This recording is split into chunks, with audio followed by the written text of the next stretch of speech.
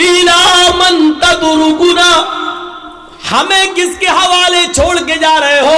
अपने बच्चे इस्माइल को किसके सुपुर्द करके जा रहे हो?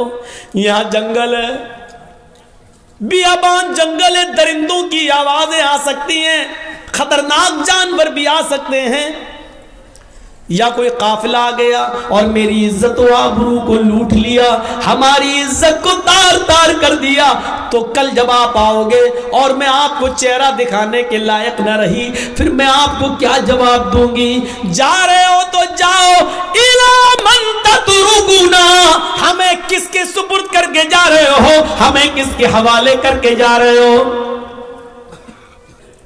लड़के ने सेहरा बांध लिया हाथी की सूंड की तरह, लटकाया, मेहंदी लगा ली हाथ में। पोंपूलाल पहुंच गए, बैठ गए स्टेज पर, वीडियो बन रही है, और वीडियो बनने के बाद लड़की की वीडियो बन रही है, दुल्हन की, हेमा मालिनी की अम्मा की।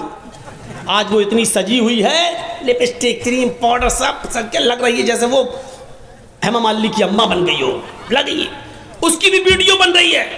ये सारे हराम काम करने के बाद निकाह पढ़ने के पढ़ा जा रहा है। मौलाना साहब कह रहे हैं निकाह कबूल किया, लड़के ने कह दिया निकाह कबूल किया, और निकाह के बाद दुआ, और अल्लाह शादीशुदा जिंदगी में बरकत अता फरमा। हराम काम करने के बाद बरकत की दुआ दे रहा हो, 2 साल में तलाक हो जाएगी। शर्म नहीं आती तुम्हें दुआ देते हुए? सारे हराम काम करने के बाद वहां दुआ दे रहे हो? नापाक नमाज पढ़ लो, नापाक बगैर वुजू के मस्जिद में चले जाओ, नमाज पढ़ लो, और नमाज पढ़ने के बाद अल्लाह मेरी दुआ कबूल फरमा ले, अल्लाह मुझे रोजी रोटी में बरकत अता फरमा। अब आप गौर करो, ये सारे गलत काम करने के बाद आप दुआ मांगेंगे, दुआ कबूल होगी? दुआ कबूल कहां होगी? जब आपका रिस्क भी हलाल हो। आपने 100 रुपए का पंजाबी खरीदा, 99 रुपए आपने रिक्शा चलाया, ई रिक्शा चलाया, टोटो चलाया, और कुर्ता मिल रहा है 100 रुपए का, पंजाबी मिल रहा है 100 रुपए का, 99 रुपए आपके मेहनत के, 1 रुपया आपको हराम का मिल गया। आपने 100 रुपए मिला के पंजाबी ले लिया,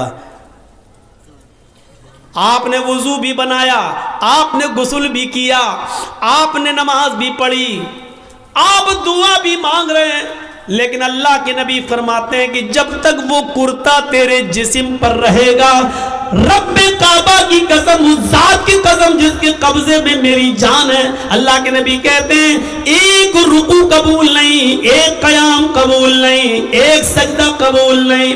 99 रुपए हलाल के, 1 रुपया हराम का, 99 रुपए कड़ी मेहनत के पसीना बहाकर कमाया, 1 रुपया हराम का मिला दिया है। जब तक वो कपड़ा तुम्हारे जिस्म पर रहेगा, नमाज कबूल नहीं होगी। अब नमाज के बाद कहो अल्लाह मुझे ये दे दे, मुझे ये दे दे, मुझे ये दे दे, ऊपर से आवाज आती है व मतामुहु हराम व मशरबुहु हराम व मलबसुहु हराम व गुज़िया बिल हराम। अरे फरिश्तों, मेरा बंदा देखो क्या क्या चीजें मांग रहा है, मैं भी चाहता हूं कि दूं, लेकिन कैसे दूं? ये जो खाकर आया वो हराम का, जो पीकर आया वो हराम का, जो पहनकर आया वो हराम का, इसके जिस्म में जो खून दौड़ रहा है वो हराम का। फअन्ना युस्तजाबु लिज़ालिक, हम अपने बंदे की दुआ सुने तो कहां से सुने? 99 रुपीस हलाल के, मेहनत के, और उसके बाद 1 रुपया हराम का। जब ऐसा करने के बाद भी दुआ कबूल नहीं हो रही है, तो हमारी शादियों में डीजे और ये सब, और उबटने, हल्दी, मेहंदी सब करने के बाद, और वीडियो बनाने के बाद लड़का और लड़की को फिर कहो अल्लाह शादी में बरकत अता फरमाए, ये दुआ कबूल होगी? मजाक बना के रख लिया आपने दुआओं का, मजाक बना के रख लिया आपने इस्लाम की तालीमात का। जितना मुसलमानों ने, इस दौर के मुसलमानों ने इस्लाम का मजाक उड़ाया, अल्लाह की कसम गैर मुस्लिमों ने भी इतना इस्लाम का मजाक नहीं उड़ाया जितना मुसलमानों ने इस्लाम का मजाक उड़ाया। जब चाहे तब खड़े हो गए, अल्लाह ये कर दे, अल्लाह वो कर दे, अल्लाह वो कर दे। अरे पहले देख तो उसकी हैसियत क्या है, पहले देख तो। अल्लाह के नबी के पास जो आता था आप उसके लिए दुआ, हिदायत की दुआ कर देते थे। पहले कुछ नसीहतें करते थे, जाओ पहले ऐसे करो, कहां हैं? मजाक बना लिया मौलाना साहब, हाँ दुआओं में याद रखना। अरे एक दुआ मौलवी जर्जिस तुझे दुआओं में याद रखे कि अपने बेटे की दुनिया दीन देखे, अपनी औलाद का देखे, अपने रिश्तेदारों का देखे, एक फैशन बना लिया दुआओं में याद रखना। मौलाना दुआ करना मेरे लिए, तू हराम पे हराम खाता जाए, मौलवी जर्जिस तेरे लिए दुआ करे। अरे तू खुद हलाल रोजी खाना शुरू कर। अल्लाह की कसम, अल्लाह खुद कहता है मेरे बंदे मुझ पर वैसा भरोसा कर जैसे करना चाहिए, हम तुझे वैसे रोजी देंगे जैसे चिड़ियां भूखे पेट घोंसलों से निकलती हैं और शाम को जब वापस आती है तो उनका पेट भरा हुआ होता है। समंदर में एक व्हील मछली रहती है जो 40 टन गोश्त खाती है, 40 टन एक दिन में। अल्लाह कहता हम अब उस मछली को भूखा नहीं सोने देते। 2 रोटी खाने वाले तू क्यों परेशान है, हम तुझे भूखा नहीं सुलाएंगे। तू क्यों इस 2 रोटी के लिए किसी का हक मार रहा है, तू क्यों इस 2 रोटी के लिए किसी के ऊपर जुल्म कर रहा है, तू क्यों इस 2 रोटी को कमाने के लिए नाजायज माल हासिल कर रहा है, क्यों ऐसा कर रहा है तू? मेरे बंदे मैंने तुझे पैदा किया है इस दुनिया में तो मैं तेरा ख्याल रखूंगा। मैं तो वो हूं जो काले रंग की काली चूंटी जब काले पहाड़ पे चलती है तो मैं उसको भी रिस्क देता हूं। समंदर की तारीकी में कोई मछली भूखी नहीं सोने देता हूं। तू क्यों परेशान है? तू मुझ पर भरोसा तो कर। ईमान नहीं हमारे पास, कहां चला गया हमारा ईमान?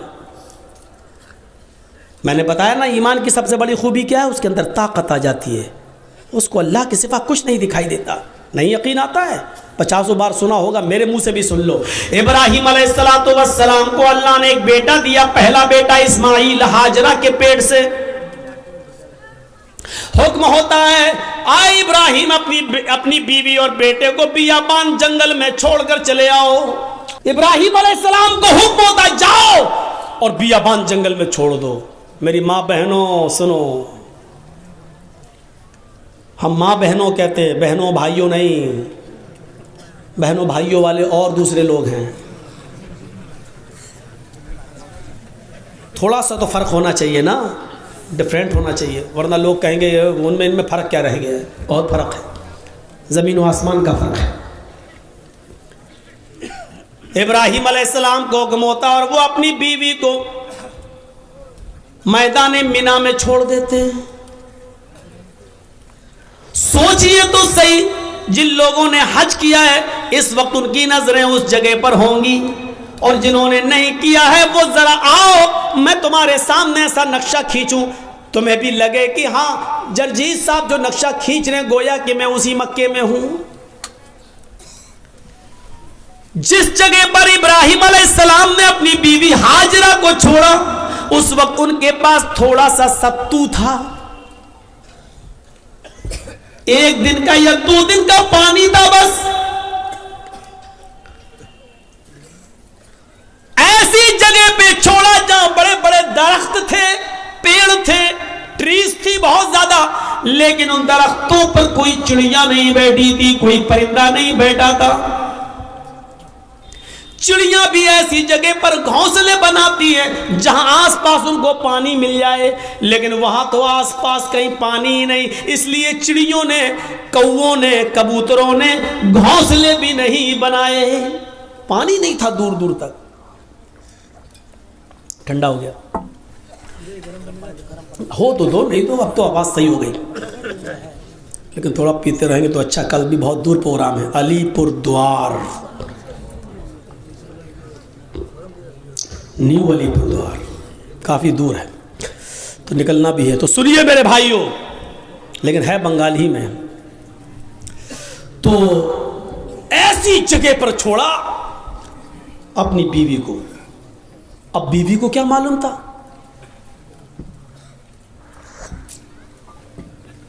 बीवी को नहीं मालूम था, वो तो सोच रही है हम अपने हस्बैंड के साथ, शौहर के साथ जा रहे हैं, और इब्राहिम अलैहिस्सलाम ने भी नहीं बताया कि हम तुम्हें छोड़ने जा रहे हैं, वापस आ जाएंगे। सर्जिकल स्ट्राइक इसको कहते हैं। ये कोई सर्जिकल स्ट्राइक है? रात की रात में जब चाह बंद कर दिया, नोट नहीं चलेगा 2000 का। ये तो पागलपन है। छोड़ दिया, दरख्त हैं लेकिन चिड़ियां नहीं हैं, साएं साएं बीत रही है जंगल में। और आज भी मौलाना जर्जीस को रात के अंधेरे में मालदा से, कलियाचक से मालदा जाने में डर लगेगा। रात में 2 बजे 3 बजे 4-5 लोगों चाहिए हमें पहुंचाने के लिए। लेकिन सोचो, आज लाइटें हैं तब, मोबाइल का ज़माना है तब, वहाँ तो लाइटों का ज़माना भी नहीं है। और इब्राहिम अलैहिस्सलाम अपने साथ तेल भी नहीं ले गए और टॉर्च तक नहीं है कि रास्ता दिखा सके। बियाबान जंगल में इस्माइल को और हाजरा को छोड़ दिया।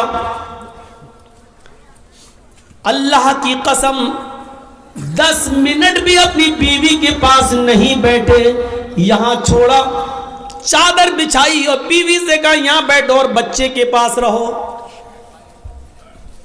जाने लगे। हाजरा ने देखा कि इब्राहिम जा रहे हैं, बच्चे को उसी जमीन के ऊपर पड़ा हुआ छोड़ दिया। हाजरा दौड़ती हुई जाती हैं और अपने शौहर इब्राहिम का दामन पीछे से पकड़ती हैं। आए इब्राहिम, कहां जा रहे हो? इब्राहिम अलैहिस्सलातु वस्सलाम ने हाथ पकड़कर झटक दिया। अपनी बीवी के सवाल का कोई जवाब नहीं दिया। आगे फिर बढ़ गए। बीवी ने फिर कहा मैं आप ही से कह रही हूं मेरे हस्बैंड, कहां जा रहे हो? कोई जवाब नहीं दिया। हमारी औरतें तो जवाब देने में बड़ी माहिर हैं। हर चीज का जवाब नहीं होता है, बहुत सी चीजों का जवाब खामोशी भी होता है। इब्राहिम अलैहिस्सलाम अपनी बीवी से के सवाल का जवाब नहीं दे रहे हैं। जानते हैं कि जवाब देंगे तो दूसरा सवाल उठेगा, उसका जवाब देंगे तो तीसरा उठेगा, वक्त की बर्बादी होगी। चले आगे। बीवी ने फिर कहा इब्राहिम, क्या मुझसे कोई गलती हो गई? एक बीवी का जो फर्ज है क्या मैं उसको निभाने में नाकाम रही? क्या मैंने आपके साथ कोई गलत किया? क्या आप मुझसे परेशान हैं? मैंने आपको कभी किसी चीज का दुख दिया है? शायद इब्राहिम अलैहिस्सलातु वस्सलाम के पास हाजरा के अपनी बीवी के सवाल का जवाब भी नहीं था। वो आगे बढ़ते चले जा रहे हैं और अपनी बीवी के सवाल का कोई जवाब नहीं दे रहे हैं। जाहिर है इतने सवालों के बाद बीवी को गुस्सा ही जाएगा। वो दौड़ती हुई फिर आगे बढ़ी और पीछे से कुर्ता कमीज पीछे से खींचते हुए कहा जा रहे हो तो जाओ, मैं रोकूंगी नहीं। इतना तो बता दो, इला मन ततरुकुना। कुरान के अल्फाज देखिए, इला मन ततरुकुना, हमें किसके हवाले छोड़ के जा रहे हो? अपने बच्चे इस्माइल को किसके सुपुर्द करके जा रहे हो? यहां जंगल है, बियाबान जंगल है, दरिंदों की आवाजें आ सकती हैं, खतरनाक जानवर भी आ सकते हैं, या कोई काफिला आ गया और मेरी इज्जत व आबरू को लूट लिया, हमारी इज्जत को तार तार कर दिया, तो कल जब आप आओगे और मैं आपको चेहरा दिखाने के लायक न रही, फिर मैं आपको क्या जवाब दूंगी? जा रहे हो तो जाओ, इला मन ततरुकुना, हमें किसके सुपुर्द करके जा रहे हो? हमें किसके हवाले करके जा रहे हो? आए घरों की चौखटों पर भरोसा करने वालों, घरों में बनाई हुई ताक पर भरोसा करने वालों, अगरबत्तियां जलाकर बुजुर्गों की रूहों को अपने घरों में बुलाने वालों, जमीन की मिट्टी चूमने और चाटने वालों, तौहीद सीखो। बीवी ने कहा इला मन ततरुकुना, ततरुकूना, हमें किसके सुपुर्द करके जा रहे हो, हमें किसके हवाले करके जा रहे हो। आवाज आती है। यहां इब्राहिम ने अपनी बीवी के सवाल का, इस क्वेश्चन का जवाब, इसका आंसर दिया और इसको जरूरी समझा। इब्राहिम ने पीछे मुड़ के नहीं देखा, लेकिन अपनी बीवी के सवाल का कि मुझे किसके सुपुर्द करके जा रहे हो, मुझे किसके हवाले करके जा रहे हो, इसका जवाब दिया उंगली से इशारा करके, इल्लल्लाह, आए मेरी बीवी, मैंने तुझे तेरे बच्चे को, अपने बच्चे को इस्माइल को अल्लाह के सुपुर्द कर दिया है, अल्लाह के हवाले कर दिया है, अल्लाह के हुक्म से मैंने यहां छोड़ दिया है। अब अल्लाह जहां हुक्म देगा मैं जा रहा हूं। कब आओगी पता नहीं, एक दिन भी लग सकता है, एक हफ्ता भी लग सकता है, एक महीना भी लग सकता है, एक साल भी लग सकता है, 10 सालें भी लग सकती है, यह भी हो सकता है कि ना सकूं। कोई जवाब नहीं, किसके सुपुर्द, इसका जवाब दिया अल्लाह के। बस अब हाजरा मुस्कुरा देती है, जानती थी ईमान क्या है। देखिए, जो खौफ था कि शेर ना खा जाए, जो खौफ था इस जंगल में कोई आकर मेरी इज्जत व आबरू न लूट ले, जब हाजरा ने सुना, मेरे शौहर ने कहा अल्लाह के, ईमान देखिए, दामन छोड़ देती है, ताकत आ जाती है ईमान की हाजरा के अंदर, और क्या कहती है, अब आप जाइए, अब आप जाइए। इब्राहिम ने पीछे मुड़ के नहीं देखा, चले चले जा रहे, पीछे मुड़ के देखेंगे बच्चा अंगूठा चूस रहा है, पैर हिला रहा है, कहीं बच्चे की मोहब्बत मेरे दिल में जोश ना मार जाए, कहीं हम फिर अपने बच्चे के पास लौट के ना जाए, कहीं अल्लाह के हुक्म की नाफरमानी ना हो जाए।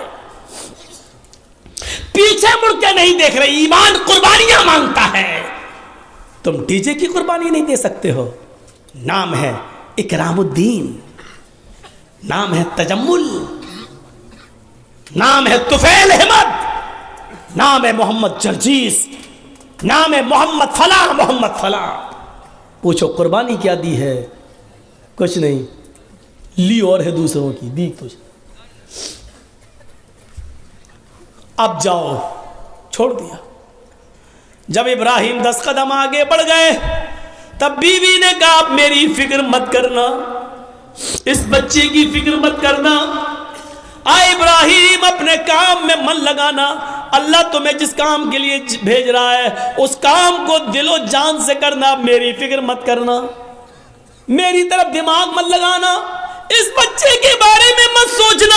आए मेरे हस्बैंड, आपने मुझे अल्लाह के सुपुर्द कर दिया है, मैं आपसे वादा करती हूँ, इज़न ला युज़ीउन अल्लाहु अबदा, अल्लाह अब हमको ज़ाये नहीं करेगा, अल्लाह अब हमको बर्बाद नहीं करेगा।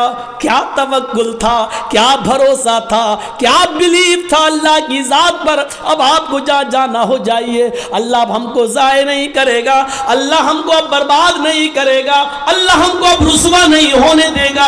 अब आप अपना काम मन लगा के करना, अल्लाह का काम मन लगा के करना, उसमें कोताही मत होने देना। यहां संभाल लेंगे, हम देख लेंगे। एक बीवी ने अपने शौहर की ऐसे हिम्मत बनाई और उनके काम में ताउन किया और रुकावट नहीं बनी, दीन के लिए जाने दिया।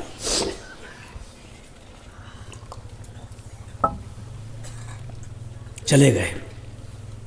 अब जो चीज़ बताना चाहता हूँ वो देखिए, इस ईमान की ताकत का नतीजा क्या निकला।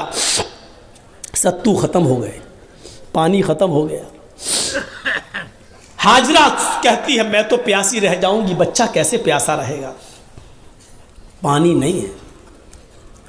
सोचती इस पहाड़ी के ऊपर चढ़कर देखूं, शायद पहाड़ी के नीचे कोई बस्ती, कोई कबीला रहता हो, पानी मिल जाए। अंदर पहाड़ी के ऊपर चढ़ जाती है, उस पहाड़ी का नाम है सफ़ा। सफ़ा से झांक कर देखती है, कुछ नहीं है, खाई पड़ी हुई है, गहरी खाई है।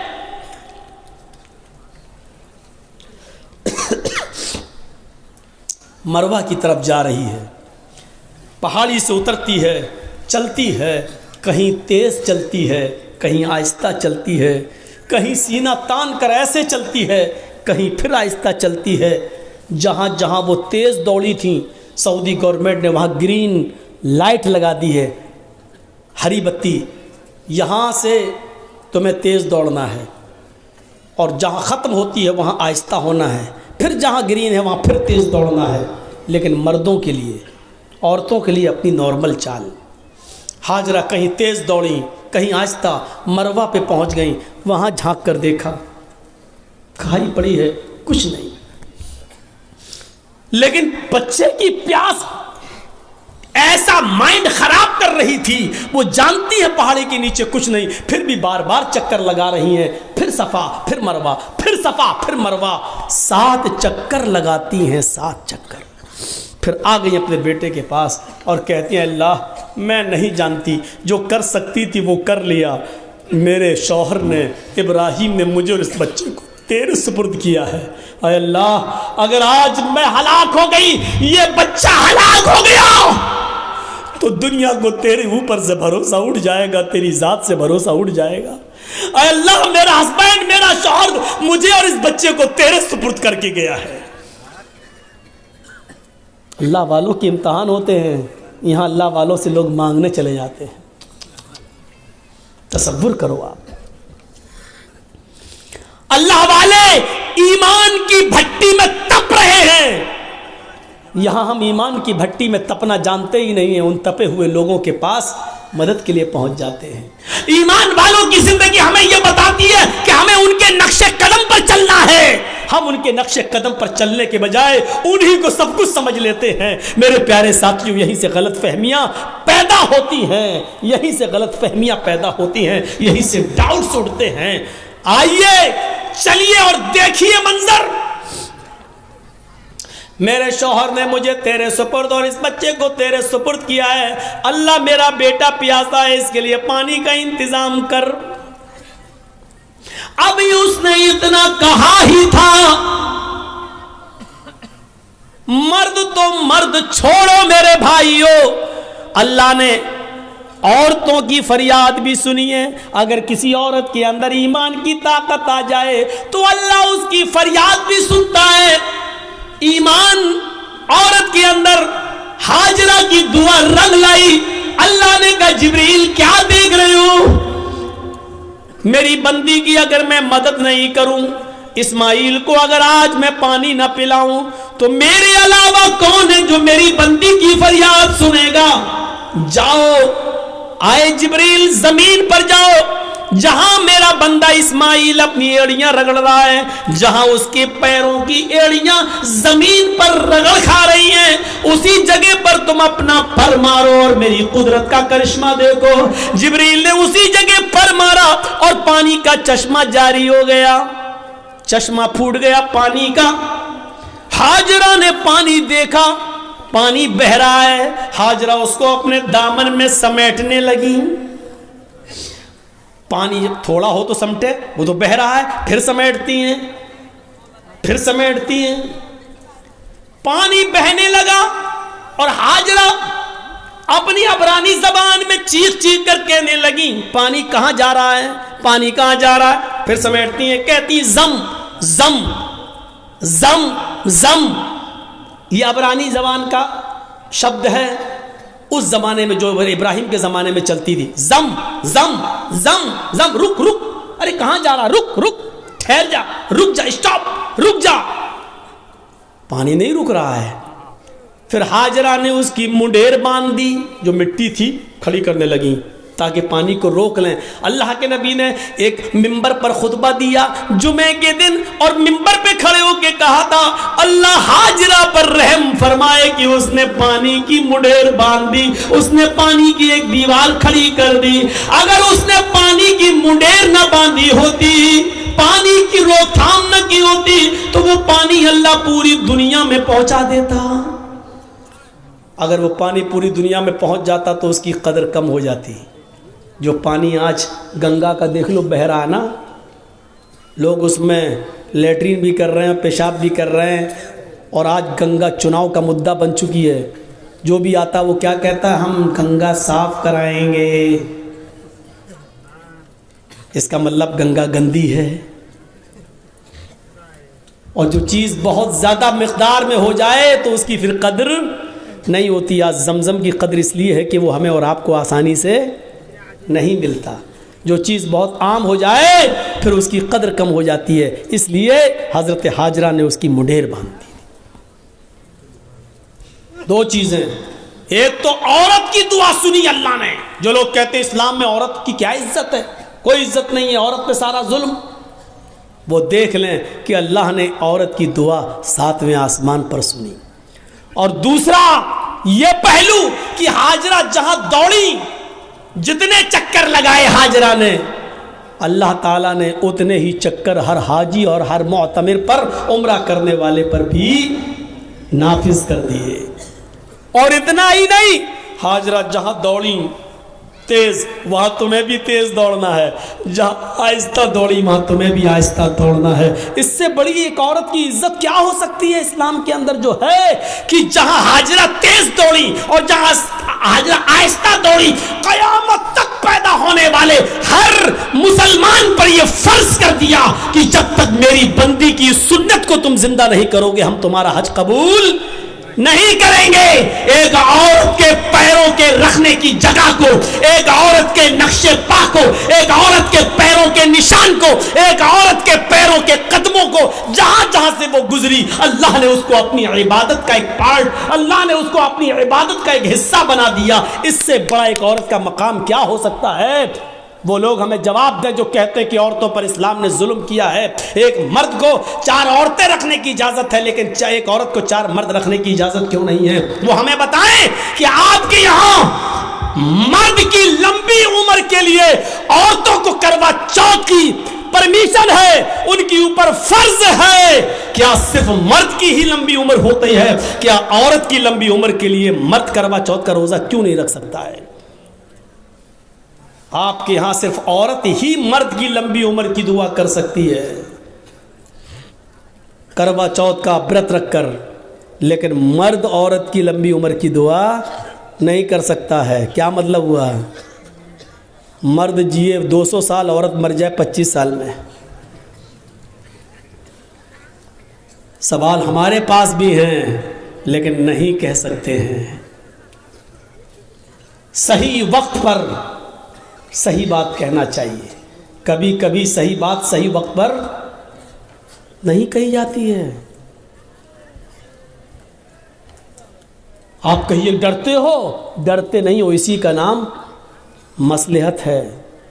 वरना आज ये ज़माना है मेरे भाइयों कि आप सही भी बोलेंगे तो अंदर आप जाएंगे। मौलाना कलीमुद्दीन की जो गिरफ्तारी हुई है, क्या गुनाह था उनका?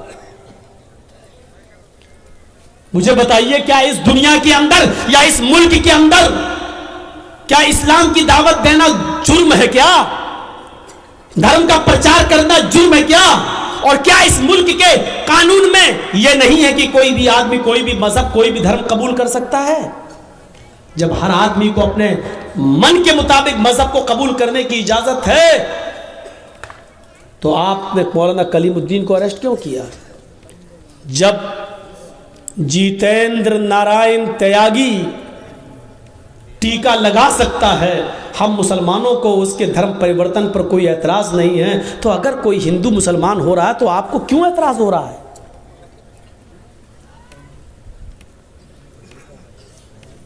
नहीं होना चाहिए। लेकिन मामला यह है कि वो जो भी बोलेगा उसका कुछ नहीं होगा। हम एक शब्द भी बोलेंगे तो हम आह भी करते हैं तो हो जाते हैं बदनाम, और तुम कत्ल भी करते हो तो चर्चा नहीं होता। कहते हैं कि एक घाट पर शेर और बकरी दोनों पानी पी रहे थे। शेर की तरफ से बहता हुआ पानी बकरी की तरफ आ रहा था, बकरी भी पानी पी रही थी। तो शेर ने बकरी से पूछा, तूने मेरा पानी झूठा क्यों किया? देख रहे हैं सवाल?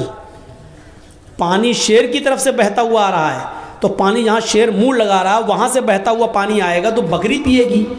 तो झूठा शेर कर रहा है कि बकरी कर रही है? शेर कर रहा है। इस शेर को अगर आप समझ जाएं तो मेरी पूरी तकरीर समझ जाएंगे। माजरत के साथ मैं नाम नहीं लूंगा।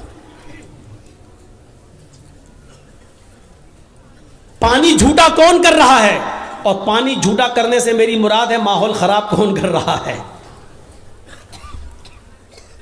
शेर की तरफ से झूठा पानी आ रहा और उल्टा शेर ही कह रहा है मेरा पानी झूठा क्यों किया पूरा।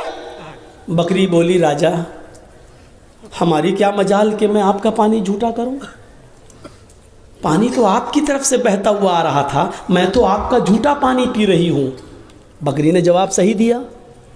शेर ने कहा अच्छा मुंह भी चलाती है मुझसे, जबान भी लड़ा रही है मुझसे। आया और मारा एक पंजा, वो गई खोपड़ी बकरी की और चीर के फाड़ के खा गया उसको। बिल्कुल यही हाल है इस वक्त इस शेर का और हम बकरियों का। मेरे भाइयों, शेर और बकरी को समझने की कोशिश करो, बहुत कुछ समझ जाओगे। और इसलिए मैं एक और मिसाल दूंगा आपको, बहुत ही होशियारी से और मसलहत से काम करने की ज़रूरत है। इस वक्त नारे लगाए जाएंगे, हमें भड़काया जाएगा, मुश्तइल किया जाएगा। जैसे दिल्ली में नारे लगे थे देश के गद्दारों को गोली मारो, आगे का जुमला आपको, ये नारे लगाने वालों का कुछ नहीं होगा, क्योंकि ये नारे लगते ही हैं उस पावर के नशे में जो उनको मालूम है। फिर नारे लगाए जाएंगे। और हम आपके यहाँ ये तकरीर इसलिए कर रहे हैं क्योंकि इशारों में ये बात मेरी दूसरी जगह पहुंच जाएगी जहां माहौल है। मुश्तइल किया जाएगा और फिर हमारे ही लोगों में से किसी को उस नारों का जवाब देने के लिए पैदा किया जाएगा, ताकि एक तरफ ये रहे और दूसरी तरफ वो रहे, और इसका पूरा फायदा बहुसंख्यक लोगों को, ज्यादा तादाद में रहने वालों को मिल जाए। ये पूरी प्लानिंग हो चुकी है, पूरा गेम फिट है। इस वक्त अक्लमंद इंसान वो है जो खामोशी के साथ चुपके से निकल जाए और भड़काऊ और जहरीले नारों का जवाब वैसे न दे। वो हमारे मोहल्ले में आएंगे, कहेंगे जय श्री राम। अक्लमंदी ये है कि मुस्कुरा कर हम निकल जाएं और उसके जवाब में ये ना कहें अल्लाहु अकबर। वो यही तो चाह रहे हैं कि हम ये कहें और हमारा जवाब इन जुमलों के जरिए दिया जाए। हर वक्त जवाब देना जरूरी नहीं होता। भी मैंने बताया इब्राहिम अलैहिस्सलाम ने हर वक्त अपनी बीवी तक का जवाब नहीं दिया। एक बात और याद रखना, इस वक्त मुसलमानों तुम्हें यह पॉलिसी अपनाना पड़ेगी, तुम्हें हाथी बनना पड़ेगा और इन नारे लगाने वालों को कुत्ता समझना पड़ेगा। और ये सोच कर गुजर जाओ कि हाथी खामोशी के साथ चलता रहता है और कुत्ते भौंकते रहते हैं। हाथी जा रहा है, कुत्ते भौंक रहे हैं, हाथी पलट के भी नहीं देखता, क्योंकि उसकी नज़र अपनी मंजिल पर होती है। वो जानता है कि अगर पलट कर मैं देखूंगा तो कुत्ते तो भाग ही जाएंगे, लेकिन हमें अपनी मंजिल पर पहुंचने में देर हो जाएगी। हमें अपनी मंजिल पर पहुंचने में देर हो जाएगी। 1000 कुत्ते भी मिलकर एक हाथी का रास्ता रोक नहीं पाते। आपको यह सोचना पड़ेगा कि हाथी की तरह खामोशी के साथ अपनी मंजिल पर निशाना लगाए रहो कि हमें अपने लक्ष्य को पाना है, अपनी मंजिल को पाना है। खामोशी के साथ चलते रहो। कुत्ते भौंक रहे हैं, उनका जवाब देने की कोशिश मत करो। अब इस हाथी को अगर आप समझ जाएं और इस कुत्ते को अगर आप समझ जाएं तो मौलवी जर्जीस कामयाब हो गया 30 तारीख के इस प्रोग्राम में। अपने आप को हाथी बनाओ, भौंकने वाले कुत्तों का जवाब न दो। बहुत आपने दिल्ली का हादसा देख लिया, आपने और भी दंगे देख लिए। नुकसान किसका हुआ, प्रशासन किसका साथ देता है, यह सब आपकी नजरों के सामने है। आप जरा भी गुस्सा हुए, जान भी हमारी जाएगी और फायदा भी उनको, यानी हमारे मरने के बाद भी हमें फायदा नहीं मिलेगा, फायदा भी उन्हीं को होगा। इसलिए इबरत हासिल करो, सीख लो अपने अंजाम को और मुजाहरा अच्छा कर लो। आपको एक वाकया सुना दूं। एक शेर भी शिकार के लिए निकला, भेड़िया भी शिकार के लिए निकला, और लोमड़ी, लोमड़ी जानते हैं ना, फॉक्स, आपके यहां क्या कहते हैं, सियार। 3 लोग शिकार के लिए निकले। कौन कौन? शेर, लायन, भेड़िया भी और लोमड़ी। 3 लोग शिकार करने निकले और तीनों ने एक एक जानवर का शिकार कर लिया। तीनों ने शिकार कर लिया। शेर ने हिरन मारा, भेड़िए ने बकरी को मारा और लोमड़ी ने खरगोश को मारा। बहुत अच्छी मिसाल दे रहा हूं, ये मिसाल आप समझ गए।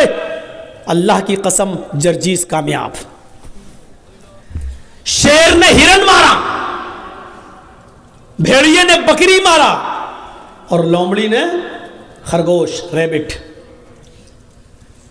तीनों जानवर मरे पड़े हैं, इधर हिरन, इधर बकरी, इधर रैबिट। शेर ने भेड़िए से कहा, किसको क्या खाना है तुम फैसला कर दो। शेर ने भेड़िए से कहा, किसको क्या खाना है तुम फैसला करो, सही फैसला करना। भेड़िए ने कहा, बहुत आसान। हाँ बताओ कैसे। भेड़िए ने कहा, अरे राजा, किंग, हिरन आप खा लीजिए, बकरी मैं ले लेता हूं, और रैबिट जो खरगोश है वो लोमड़ी को दे दीजिए। 3 जानवर और 3 ही खाने वाले। आप बड़े हैं, हिरन ले लीजिए, हम बकरी ले लेते हैं, लोमड़ी को खरगोश, रैबिट दे देते हैं। शेर ने कहा, इतना बुरा फैसला, इधर आओ।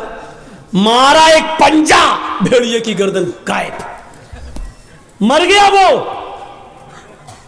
भेड़िए साहब मर गए। उसने कहा, कमबख्त फैसला करना नहीं जानता, इतना बुरा फैसला किया। लोमड़ी से कहा, तुम फैसला करो। लोमड़ी से कहा कि तुम फैसला करो। लोमड़ी कहती, बहुत आसान। कहा क्या? कहा साहब, हिरन आप सुबह नाश्ते में खा लीजिए और बकरी आप शाम को खा लीजिए। अब बच्चा खरगोश, तो मुंह का जायका बदलने के लिए उसको दोपहर में खा लीजिएगा।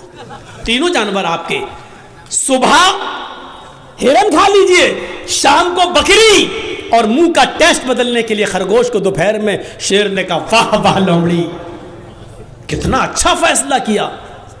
इतना अच्छा फैसला करना तुझे किसने सिखाया? उसने कहा, इस भेड़िए ने। कौन कहता कि बंगाल वाले नहीं समझते? माशाल्लाह समझ रहे हैं मेरी बात, समझ रहे हैं ना। उर्दू बोलने वालों में पूरे इंडिया में मुझी को बुलाया जाता है सबसे ज्यादा, बंगाल में। क्यों? हम माइंड में घुसेड़ देते हैं बात, दिमाग में। माँ बहनें भी समझ गई होंगी। देखा लोमड़ी ने कितनी अच्छी, क्या कहा उसने? कहा, अगर हमने कुछ उल्टा सीधा फैसला किया तो अभी पंजा पड़ेगा और हम भी जाएंगे। तो उसने कितना अच्छा क्या कहा, अरे बहुत आसान। हिरन आप दिन में खा लीजिए सुबह, बकरी शाम को खा लीजिए, और दोपहर में मुंह का टेस्ट बदलने के लिए खरगोश दोपहर में खा लीजिए। शेर भी खुश हो गया, वाह वाह कितना अच्छा फैसला। शेर को भी समझिएगा, लोमड़ी को भी समझ लीजिएगा, और लोमड़ी की अक्लमंदी को भी समझ लीजिएगा। लोमड़ी की जान कैसे बची? आपको इस वक्त अपने आप को बचाना है। बिहार वालों ने थोड़ी सी गलती कर दी, भुगत रहे। बंगाल वालों, तुमने अक्लमंदी से काम किया। आज मौलवी जर्जीस आज़ादी के साथ घूम रहा है। अल्लाह करे कि यही अक्ल यूपी वालों को भी आ जाए। तो मेरे भाइयों सोचो, बहुत कुछ कह दिया, हो सकता है कल इंडिया टीवी वाला इसी को काट काट के दिखाए, लेकिन दिखाएगा कब? जब ये यूट्यूबर अपने चैनलों पे देंगे तब। अगर ये नहीं देंगे तो अल्लाह की कसम नहीं दिखाएगा। लेकिन इन कमीनों की वजह से हम बहुत परेशान हैं। सच बताता हूं कि मुझे सबसे ज्यादा मेरे ऊपर केस और मुकदमे इन चैनल वालों की वजह से इनकी वजह से चले। अब इसको काटेंगे। शेर, मौलाना ने जालिम शेर कहा किसको? अब उसका नाम तक डाल देंगे उसमें। ये समझने की जरूरत है। लोमड़ी की मसलहत की तरह तुम भी समझो मसलहत किस में है, क्या देना है क्या नहीं देना है। अपना चैनल मत चलाओ वरना हराम रोजी खाओगे तुम। वो मालूम है, वो तो हम पढ़ते हैं, लिस्ट बन रही है हमारी, कौन कौन क्या क्या दे रहा है, कौन कौन दे रहा है। एक दिन सब तकरीरें निकलवा देंगे, सब कहाँ से निकलती हैं कैसे निकलती हैं वो पूरा हमको भी लोमड़ी से बहुत कुछ सीखने को मिल गया है। हमने भी बहुत कुछ सीख लिया है। जब तक कंट्रोल कर रहे हैं, जब कंट्रोल से बाहर हो जाएगा, सब्र का भी एक पैमाना होता है, हमारे सब्र का ज़्यादा फ़ायदा ना उठाएं आप लोग। तो मेरे भाइयों सुनिए, फैसला भी कर दिया और क्या कहा, सुबह ये शाम को ये और खरगोश बीच में। वाह वाह वाह वाह, कितना अच्छा फैसला किया। फिर शेर क्या कहता है, लोमड़ी तुझे इतना अच्छा फैसला करता किसने सिखाया? उसने कहा भेड़िए ने। यानी भेड़िए ने ये फैसला न किया होता तो मुझे ये इबरत नहीं मिलती। तो आप एक देख रहे हैं ना, उसने पहले तो भेड़िए से कहा फैसला कर, तो भेड़िए ने हालांकि सही फैसला करा था। हिरन आपने मारा, हिरन आप खा लीजिए, बकरी मैंने मारी, मैं खा लेता हूँ। लोमड़ी ने खरगोश मारा, लोमड़ी खरगोश खा लेगी। लेकिन सही फैसला भी बादशाह को कबूल नहीं हुआ, हजम नहीं हुआ, मारा पंजा, कितना खराब फैसला। तो आप चाहे कितने अच्छे रहिए, चाहे कितना देशभक्त बने रहिए, इस भारत के लिए अपनी जान की कुर्बानी दे दीजिए। अगर सरहद पर कोई मुसलमान मारा जाएगा तो यही कहा जाएगा कि देखो देश का गद्दार तो नहीं था। बादशाह यही कहेगा हमें देखना पड़ेगा क्या है, वरना इस दौर के अंदर नचनियों को और कमर मटकाने वालियों को पद्मश्री अवार्ड मिल जाता है। जिन्होंने इतिहास की ई न पढ़ी हो उनको मिल जाता है, और जिन्होंने कोरोना काल के अंदर गरीबों के घर अनाज पहुंचाया, गल्ला पहुंचाया, सिलेंडर पहुंचाया, आज उनको कुछ नहीं मिलता। क्योंकि इस दौर में जीना है तो चापलूसी करना सीखो। तो मेरे भाइयों, लोमड़ी की तरह अक्लमंद बनो। आप हालात देख रहे हो, उस हालात से जायजा लो और फिर अपने आप को बचाना है तो लोमड़ी की तरह फैसला करो। ठीक है, लगा लो नारे, आएगा कभी दौर हमारा भी, और कहो इंशाअल्लाह। इंशाअल्लाह ये हमेशा नहीं रहता है। और राहत इंदौरी ने कहा था ना, आज तुम साहिबे मसनद हो, कल नहीं रहोगे। जो आज साहिबे मसनद हैं वो कल नहीं होंगे। किराएदार है जाती मकान थोड़ी, किराएदार है जाती मकान थोड़ी है मेरे भाइयों। लेकिन जब तक तुम्हारा जुल्म और सितम चल रहा है, इसलिए हम ही को थोड़ा सा लोमड़ी की तरह अक्लमंदी से काम लेने की ज़रूरत है। इसलिए मेरे भाइयों, अक्लमंदी से काम लो। इस मिसाल से बहुत कुछ कह दिया मैंने। इस मिसाल के अंदर सब कुछ है, पूरे हालात जो बोलना चाहिए पूरे इसके अंदर मौजूद है। इसलिए मैंने कहा कि आप अपने अंदर ईमान की ताकत पैदा करिए मेरे भाइयों, बस ईमान पैदा करिए और बुनियाद से अपने रिश्ते को जोड़िए। आप जानते हैं ईमान की ताकत क्या है? आपको मालूम होगा, फिरौन जब मूसा अलैहिस्सलाम से तंग आ गया तो कहने लगा, मूसा अपनी फौज को लेके आ, मैं अपनी फौज को लेके आता हूं, आओ आज आमने सामने मुकाबला कर लेता हूं। इस वाक़े को जरूर सुन लीजिएगा मेरे भाइयों, इस वाक़े को जरूर सुनिएगा। मूसा अलैहिस्सलाम ने कहा ठीक है, तुम अपनी दलीलें पेश करो, हम अपनी दलीलें पेश करें। मूसा अलैहिस्सलाम जब सामने आ गए, फिरौन भी अपनी फौज को लाया। फिरौन के साथ उसके जादूगर थे। सुनिए, फिरौन के साथ कौन था? जादूगर। और मूसा अलैहिस्सलाम के पास कौन थे? चंद मुसलमान जो उनके ऊपर ईमान लाए थे। फिरौन ने अपने जादूगरों से कहा, चलो अपना तिलस्म दिखाओ, अपना करतब दिखाओ, अपना नाटक दिखाओ, अपना ड्रामा दिखाओ। फिरौन के जादूगरों ने कहा, हम अपना जादू दिखाएंगे और ऐसा जादू दिखाएंगे जिससे मूसा डर जाएगा और मूसा की पूरी फौज डर के भाग जाएगी। फिरौन ने कहा कि आज मूसा को हारना चाहिए और मुझे जीतना चाहिए, तुम क्या दिखाओगे? तो फिरौन के जादूगरों ने, दो चीज़ें समझाऊंगा बस इस वाक़े से। फिरौन के जादूगरों ने कहा ठीक है, हम अपना जादू दिखाने वाले हैं जिससे मूसा और मूसा की पूरी फौज डर के भाग जाएगी, लेकिन हमारे लिए इनाम क्या होगा? कुरान देखिए क्या कहता है। जब फिरौन के जादूगरों ने फिरौन से कहा हम अपना जादू दिखाएंगे जिससे मूसा और मूसा की कौम हार जाएगी, लेकिन ये तो बताओ, इन्ना लना लअजरन इन कुन्ना नहनुल गालिबीन, अगर हम जीत गए, हम गालिब आ गए, हम मूसा और मूसा की फौज को भगाने में कामयाब हो गए, तो हमारा इनाम क्या होगा? हमें आप क्या देंगे? इनाम क्या देंगे?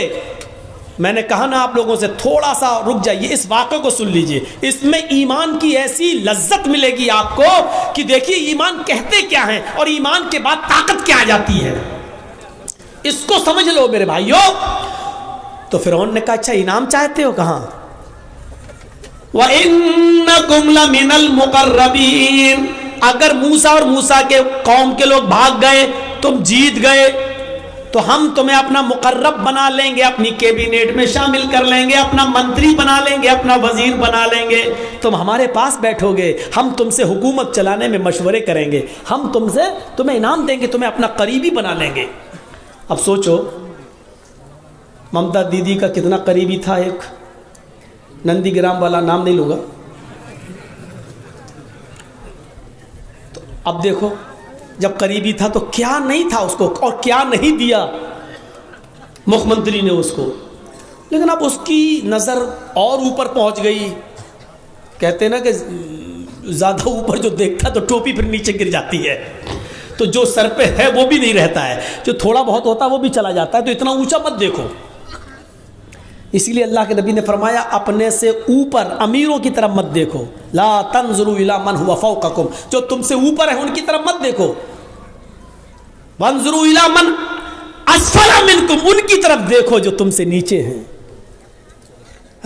जैसे एक आदमी बेचारा नंगे पैर जमीन पे चल रहा था और उसको शर्म आ रही थी, मेरे पास चप्पल नहीं है, पैर कभी क्या कहेंगे लोग, चप्पल नहीं है, लेकिन अचानक उसकी नज़र एक अपाहिज के ऊपर पड़ती है जो दो पैरों से लंगड़ा है और बैसाखी पे चलता है। एकदम उसके दिमाग में आता है, अरे मैं क्यों शर्माऊं, इस बेचारे के पास तो पैर भी नहीं है, कम से कम अल्लाह ने मुझे पैर तो दिए हैं, जूते नहीं दिए तो क्या हुआ, चप्पल नहीं दी तो क्या हुआ। जब उसने अपाहिज को देखा तो उसको इबरत मिल गई, इसलिए कहा अल्लाह ताला, अल्लाह के नबी ने, जो तुमसे नीचे उनकी तरफ देखो, जो ऊपर है उनकी तरफ न देखो, क्योंकि जब ऊपर है उनकी तरफ देखोगे तो उनसे भी ऊपर ये सोचो कि मैं इनसे भी आगे बढ़ जाऊं, नहीं, अपने से नीचे देखोगे तो तुम्हें अंजाम पता चलेगा कि दुनिया में ऐसे लोग भी मौजूद हैं।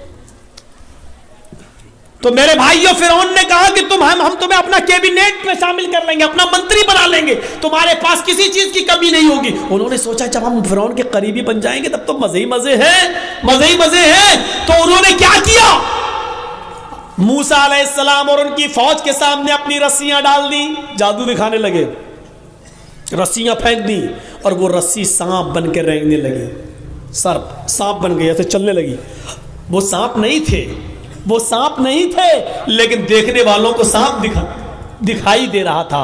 सांप, मूसा अलैहिस्सलाम डरने लगे, ऐसे ऐसे करने लगे, तो फौरन वही आई, अल्लाह ताला ने कहा ला तखफ या मूसा, मूसा डरो नहीं, जिनको तुम सांप समझ रहे हो वो सांप है नहीं, वो रस्सियां ही है, ये तिलस्म है, ये जादू है। तुम इस जादू को खत्म करना चाहते हो, इनके सांपों को मजा चखाना चाहते हो, तो हमने जो तुम्हें डंडा दिया, जो लाठी तुम्हारे पास है, जो आसा, इसको जमीन पर मारो, अलक़ि आसाक, मूसा जमीन पर अपनी लाठी मारो। मूसा अलैहिस्सलाम ने अपना डंडा, अपनी लाठी जमीन पर मारी, और जैसी लाठी जमीन पर मारी वो क्या बन गया, अज़दहा, अज़दहा बन गया। उसने मुंह खोला, आ, और जैसी मुंह खोला, आ करके अंदर को सांस ली, बाहर को नहीं, अंदर को जो सांस ली तो जितने सांप थे उड़ते हुए गए, उसके मुंह में घुस गए और सबको खा गया। जादूगर यहीं से समझ गए फिरौन के, हमने जो दिखाया वो नकली माल था, फिरौन ने जो दिखाया वो ओरिजिनल था, हमने जो दिखाया वो ढोंग था, मूसा ने जो दिखाया वो ओरिजिनल था, फैक्ट, फेक नहीं, फैक्ट था, सच्चाई थी, ट्रूथ था उसके अंदर, सच्चाई थी। हमने जो दिखाया वो पोल खुल गई मेरी, मूसा ने जो दिखाया उसके अंदर, अगर हमने मूसा के मुकाबले में कुछ दिखाने की कोशिश की तो हम ही को मुंह की खानी पड़ेगी और हम ही जलील हो जाएंगे। इसका कोई तोड़ नहीं है, क्योंकि जादू का और हकीकत का कोई मुकाबला नहीं है। जब फिरौन के मानने वाले और दरबारियों ने उनने देखा कि हमारे सांपों को, हमारी रस्सियों को फिर मूसा अलैहिस्सलाम के डंडे के द्वारा बने हुए अजदहे ने खा लिया है, तो उसी वक्त वो चीख पड़े और क्या कहने लगे मालूम है? उनकी जबान से क्या निकला? उनकी जबान से जो जुमले निकले वो जब जुमले ये थे, आमन्ना बिरब्बिल आलमीन रब्ब मूसा व हारून। हम अल्लाह रब्बुल आलमीन पर ईमान लाए, उस रब पर जो मूसा का रब है और जो हारून का रब है। समझ गए आप? अभी तक काफिर थे, लेकिन हकीकत देखने के बाद क्या हो गए? मोमिन। अब देखिए, ईमान ले आए। आमन्ना बिरब्बिल आलमीन, ईमान लाता हूं मैं रब्बुल आलमीन पर। किस रब पर? फिरौन भी तो अपने आप को रब कहता है, तो फौरन कहा नहीं, फिरौन के रब पर नहीं, हम ईमान लाए फिरौन पर नहीं, रब्बे मूसा व हारून, उस रब पर जो मूसा का भी रब है और जो हारून का भी रब है। गौर कीजिए इन जुमलों पर। अब फिरौन को बड़ा गुस्सा आया, कमीने लाए थे तो हम इनको अपने लिए और ये तो मूसा के बन गए, ये तो अल्लाह वाले बन गए, ये तो खुद ही मूसा और हारून के रब पर ईमान लाए। अब गुस्सा नहीं आएगा? देश का चौकीदार किसी के ऊपर बहुत भरोसा करता हो और वो आदमी टूटकर एकदम दूसरी पार्टी में चला जाए तो कितना गुस्सा आएगा? हैं? बाद में बहाने करेंगे, लेकिन गुस्सा, लेकिन आंखों के सामने वही बैठे बैठे, वही खड़े खड़े फिरौन के सारे जादूगर ईमान लाए। और जब ईमान लाए तो फिरौन ने कहा तुमने ये क्या किया? तुम मूसा और हारून के रब पर ईमान लाए? इन्होंने कहा हाँ लाए, हमारी इजाजत के बगैर। कहा आपकी इजाजत के बगैर? अब क्या जरूरत है आपकी इजाजत को, आपकी इजाजत की? जब हमने ओरिजिनलिटी देख ली, असलियत देख ली, सच्चाई देख ली, तो अब हमें क्या जरूरत है? फिरौन ने क्या जवाब दिया? अब सुनिए, जो चीज बताना है वो सुनिए। ईमान लाने के बाद अब इनके अंदर क्या ताकत आई? अभी जो फिरौन से मदद मांग रहे थे, क्या इनाम मिलेगा, अब वही फिरौन उनको धमकी दे रहा है। कुरान फिरौन की धमकी को नकल करता है। आए जादूगरों, मेरे साथ आने वालों, मूसा के रब पर और हारून के रब पर ईमान लाने वाले मेरे जादूगरों, जल्दी से लौटकर मेरे खेमे में आ जाओ, मेरी टोली में आ जाओ, मेरे पास वापस आ जाओ। अगर तुमने ऐसा न किया, अगर तुमने ऐसा न किया, लउक़त्तिअन्ना अयदियकुम वअरजुलकुम मिन खिलाफ सुम्मा लउसल्लिबन्नकुम अजमईन। कुरान क्या कहता है? फिरौन धमकी देता है, अगर तुमने मूसा और हारून के रब को न छोड़ा, लउक़त्तिअन्ना अयदियकुम वअरजुलकुम मिन खिलाफ, अभी यही सबके सामने हम तुम्हारे हाथों को और पैरों को कटवा देंगे, हम उनके टुकड़े टुकड़े कर देंगे। मिन खिलाफ, मुखालिफ सिमतों से। मुखालिफ सिमत से मतलब समझ रहे हैं? अगर सीधा हाथ काटेंगे तो उल्टा पैर, और अगर उल्टा हाथ काटेंगे तो सीधा पैर, राइट हैंड काटेंगे तो लेफ्ट पैर, और अगर लेफ्ट हैंड काटेंगे तो राइट पैर। हम आज ही अभी तुम्हारा मुख्तलिफ सिमतों से, उल्टे सीधे जहत से हम तुम्हारे हाथ पैर काट देंगे। अल्फाज की ज्यादती माना की ज्यादती पर दलालत करती है। अरबी जबान में कता यक्ताओं के माना होते काटना, और अरबी जबान में कत्ता युकत्तियों के माना होते हैं टुकड़े टुकड़े करना। फिरौन ने कहा हम तुम्हारा हाथ पैर काटेंगे नहीं, लउक़त्तिअन्ना अयदियकुम वअरजुलकुम, हाथों के टुकड़े टुकड़े कर देंगे, पैरों के टुकड़े टुकड़े कर देंगे, यानी कीमा कीमा कर देंगे।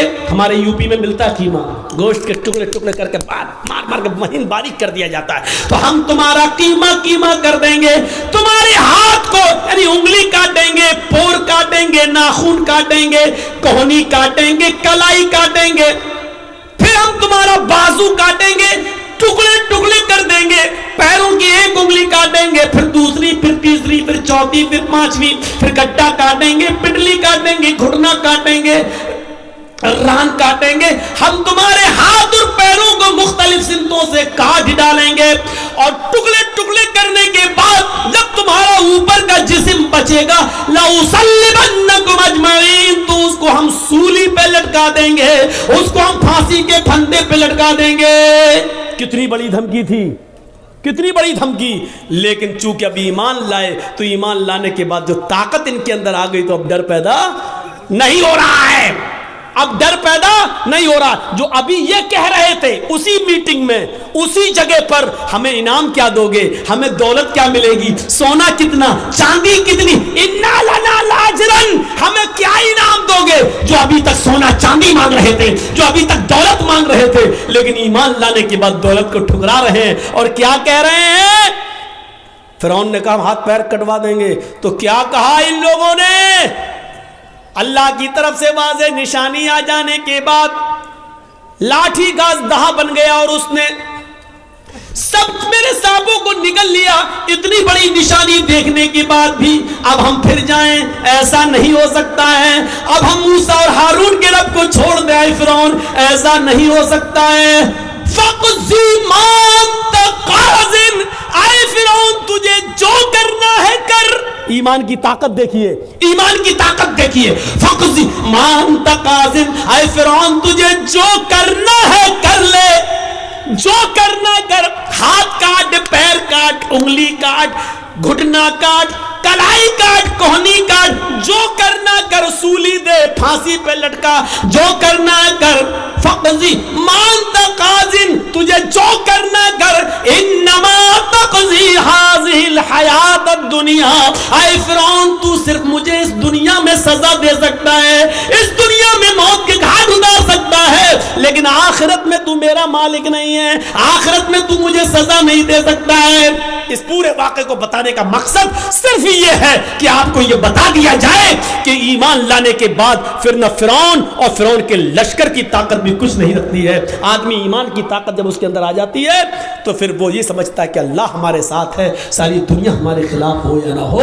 ये ईमान की ताकत है। क्या हमारे और आपके पास ऐसा ईमान है? हम क्यों अपने आप को मोमिन समझ रहे हैं? कौन इतने वाकयात जो हमने और आपको सुनाए हैं, कौन सा वाकया? वो हजरत खौला थी, वो एक औरत थी, सुने ये हमारी माँ बहनें, शादी के बाद 2-4 साल बच्चा नहीं हुआ, घबरा जाती हैं, मौलाना साहब दे दो। मौलाना साहब बच्चा देंगे? नहीं, ताबीज दे दो, घोल घोल के पिलाओ। हमारे यहाँ यूपी में कुछ ज्यादा खुराफाते हैं, बंगाल में भी होंगी, हमें नहीं मालूम, हम लोग खुराफाते थोड़ी देख रहे हैं। हमारे यहाँ सुनने को मिलता है, एक मौलवी ने मस्जिद के हुजरे में कहा कपड़े उतारो ऊपर के। क्या होगा? कि हम यहाँ वो लिखा जाएगा, जाफरान घोल के यहाँ से लेके पूरे जिस्म पर लिख रहा है, पता नहीं क्या लिख रहा। और बेशरम औरत खोल देती है, लो लिखो, पीठ पे लिखवा रही हैं। जाफरान से कुरान की आयतें लिखकर पर्ची बनाकर कहा जाता है कि लो इसको तुम कब्र के नीचे शर्मगाह की तरफ बांध लेना, बच्चा आसानी से पैदा हो जाएगा। ये सब सूरतें हो रही हैं। मौलवी ना ताबीज दे सकता है ना पानी।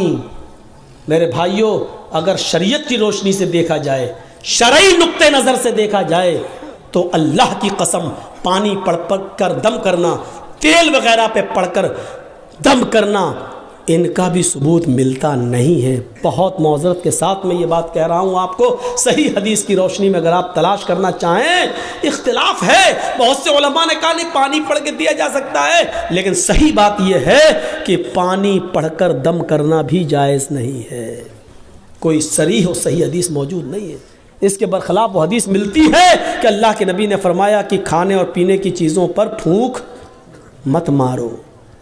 आपने देखा है जब आप खाना खाने बैठते हैं तो क्या पढ़ते हैं? बिस्मिल्लाह, और खाना शुरू कर देते हैं।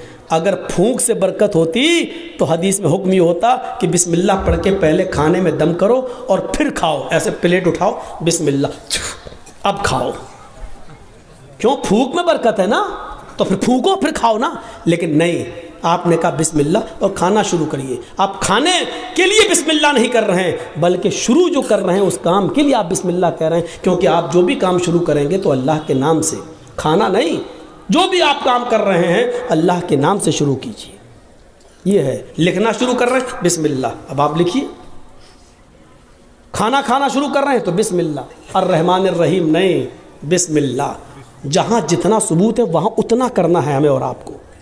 अल्लाह ताला ने कहा है, अल्लाह के नबी ने फरमाया कि अल्लाह का नाम लो, तो अल्लाह का नाम बिस्मिल्लाह हो गया। अल्लाह के नबी ने ये नहीं कहा कि अल्लाह रहमान रहीम कहो, सिर्फ अल्लाह का नाम बिस्मिल्लाह, बिस्मिल्लाह कह लो, हो गया। और अगर हर बिस्मिल्लाह का मतलब बिस्मिल्लाह रहमान रहीम है तो फिर आप कुर्बानी करेंगे तो क्या कहेंगे जानवर पर? बिस्मिल्लाहिर्रहमानिर रहीम अल्लाहु अकबर क्यों नहीं कहते हो? वहाँ पूरी बिस्मिल्लाह क्यों नहीं पढ़ते हो? नहीं पढ़ते हो, क्यों?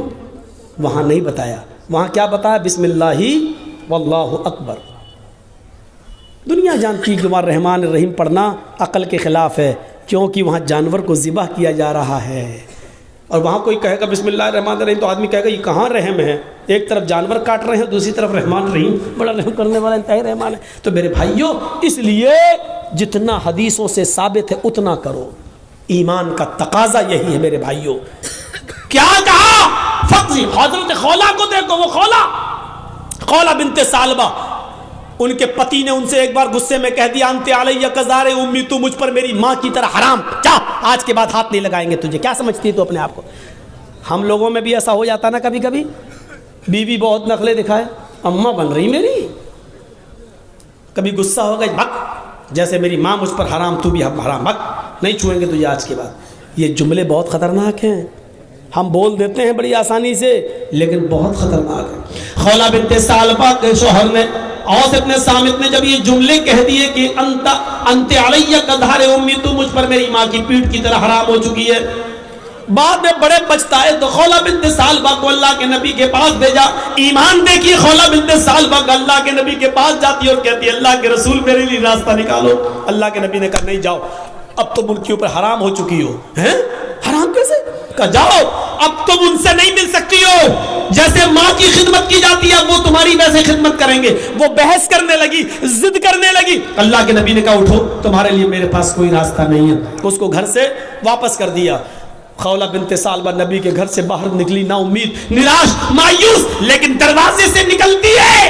अल्लाह के रसूल के दरवाजे से लगा हुआ दरवाजा मस्जिद नबी का है, मस्जिद नबी का है। उसने मस्जिद नबी की चौखट को देखा, चौखट को देखते ही चीख पड़ी, मोहम्मद तेरी चौखट बंद हो गई तो क्या हुआ, रब की चौखट तो खुली है। गौर करो ईमान की ताकत क्या है। ईमान किसे कहते हैं? वो नाउम्मीद नहीं हुई। आए मोहम्मद सल्लल्लाहु अलैहि वसल्लम, तेरे घर की चौखट बंद हो गई तो क्या हुआ, रब की चौखट तो खुली है।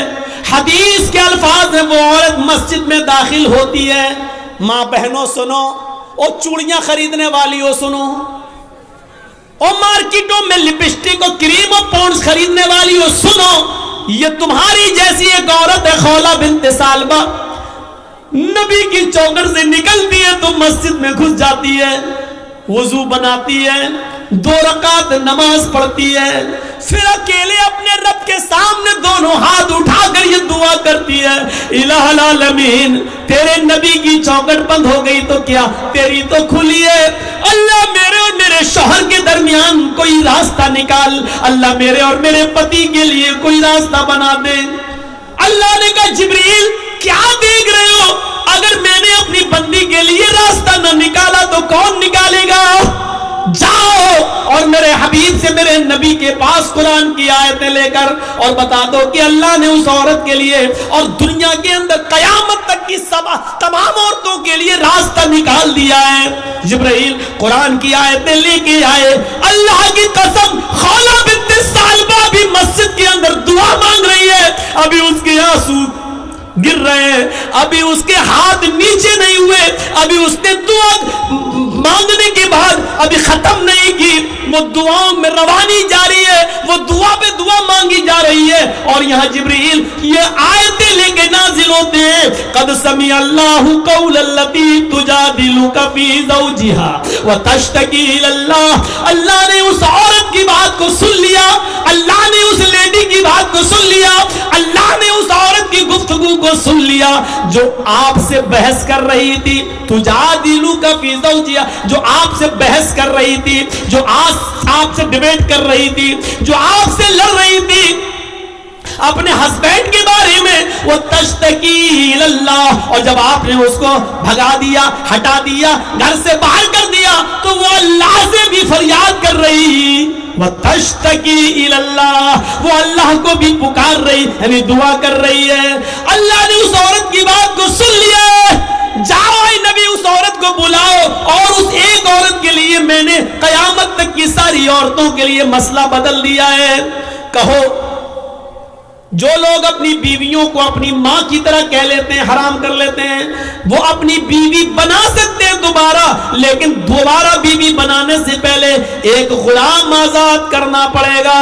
एक गुलाम आजाद करने की ताकत ना हो तो 60 रोजे मुसलसल पैदर पे रखना पड़ेंगे, कंटिन्यू रेगुलर। और 60 रोजे भी रखने की ताकत ना हो तो 60 मिस्कीनों को खाना खिलाना पड़ेगा, 60 फकीरों को, ये 3 में से कोई एक काम करना होगा तरतीब से। अगर गुलाम आजाद करने की ताकत हो तो पहले गुलाम, ये ना हो तो 60 रोजे रखने की ताकत ना हो तो 60 मिस्कीनों को, फकीरों को खाना खिलाएं, और फिर वो तुम्हारी बीवी, ये सजा के तौर पर। लेकिन रास्ता तो निकाला, पहले तो रास्ता ही नहीं था, लेकिन बाद में रास्ता तो निकाल दिया, कम से कम सजा मुतय्यन करके। और सजा इसलिए मुतय्यन किया ताकि हर वक्त हर आदमी अपनी बीवी को अपनी अम्मा की तरह हराम ना करता रहे अपने ऊपर, इसलिए ये सजा मुतय्यन कर दी। तो मेरे भाइयों, खौला बिन्ते सालबा का ईमान देखो, नबी की चौखट से बाहर तो कहती है नबी तेरी चौखट बंद हुई तो क्या, रब की चौखट तो खुली है। ये ईमान की ताकत होती है। यही खौला बिन्ते सालबा जब लाठी टेक कर चलने लगी, बहुत बूढ़ी हो गई,